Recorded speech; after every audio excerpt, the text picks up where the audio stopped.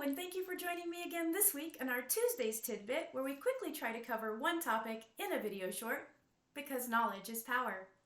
Thank you for joining me this week. I missed you last week. Sorry I didn't submit a video for last Tuesday, but it was a great holiday. I hope you guys enjoyed it as well. But while I was out and about and at barbecues and different parties and different picnic type events, I started noticing nails on the dogs that were there. So I thought I'd quickly cover a topic about nail trims. Why are nail trims so important? Well, we as human beings tend to trim our nails about once a month. The same should be done for our pets, both dogs and cats. Now, some people say, well, my dog goes on plenty of walks and it wears them down. That is possible.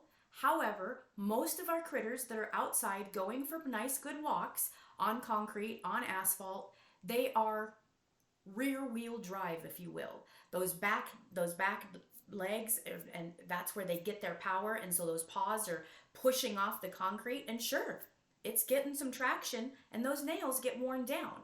The front end, usually not as much.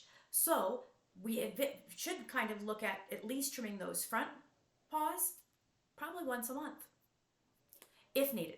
Okay, let's see. What else? Oh, let's talk anatomy.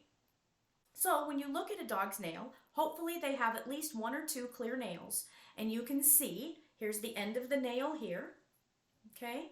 And this piece here would be the quick. So if you turn the nail sideways, you should see this clear part here is the nail, and in the center, you'll see a fleshy or pink colored piece. That is what they refer to as the quick. The quick has the nerve and the blood supply. If you hit it, it'll be painful and it will bleed. So we always want to make sure when we're trimming nails that we only take this clear portion off the front. Some pets have nothing but black nails, and that's scary. I understand. We'll talk more about that in a minute, but if they at least have one or two clear ones, you can use that as a guide to do the black ones as well, and it'll be pretty close. My favorite tool, these guys. These are great trimmers for medium to large dogs, and they're spring-loaded, so they take a little effort, but you take the clipper, take the nail goes right inside. Let's use this finger. Goes right inside just like that. But again, this is my quick, so I'm going to go right in front of the quick, usually at a little bit of an angle, and clip. Perfect. Small dogs, Yorkies, Chihuahuas, and even cats. I love little scissors. You can see the little beveled edge where it's sharp, and these guys, just like a pair of scissors, not spring-loaded, it's all you. Again, turn it to the side, nail goes in, and a little clip, and we're done. One of the newer things that have hit the market is a Dremel. Now we see things on the commercials for the as seen on TV. Guys, those things are not effective. The speed on them doesn't go fast enough. It takes you a month of Sundays to Dremel one nail with that thing. Go out, buy a good commercial Dremel. You can buy one cordless, corded. They all work the same. Honestly, right at the tip of the nail, you just take that tip off. Go this way, just take that tip off, and you're good to go. Let's go with the black nails and the topic of what if that quick has grown out and is up to the tip of the nail, but yet those nails are still so long that they're pushing back on the paws. That's where a Dremel can be fantastic.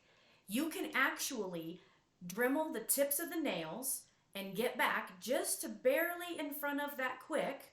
And basically when you look at the nail straight on, you'll see one little black dot right in the front. That is the very tip of the quick.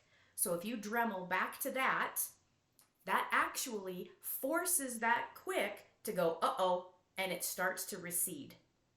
The trick to using a Dremel to get those quicks to recede is you have to do it once a week.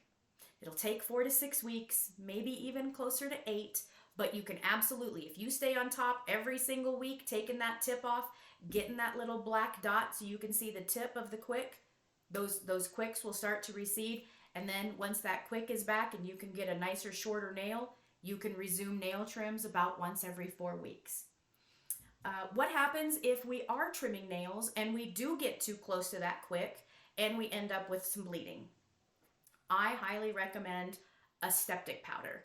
This one in particular, this is a great product. It's a powder.